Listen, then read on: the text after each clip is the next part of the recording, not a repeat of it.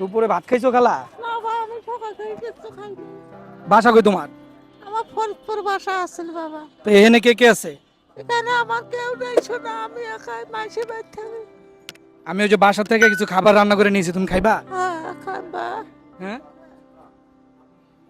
আচ্ছা তাহলে আহো, তাহলে একটু বহো। হ্যাঁ, রাস্তায় ভিক্ষা করে দিন পার করছে, কখনো মানুষের বাসায়, কখনো রাস্তায়, যখন যেভাবে পারে ভিক্ষা করে পেটের ক্ষুধা নিবারণ করে। তারপরেও ভালো মন্দ খেতে পারেন না, ডাল ভাত তার এখন নিত্যদিনের সঙ্গী। বয়স করা নেড়েছে ৮০-তে, তাই নানান রোগ শরীরে বাসা বেঁধেছে। যেখানে পেট চালানোই দায়, সেখানে ওষুধ খরচ বহন করা অসম্ভব। একটা সময়ের পর মানুষ বয়সের কাছে হার মানে, যা এই বৃদ্ধ খালার কথা শুনলেই বোঝা যায়। খাবারটা কেমন হয়েছে? ভালো হয়েছে না? আমার লাগে দোয়া করো খালা। হ্যাঁ, আর কিছু লাগবো?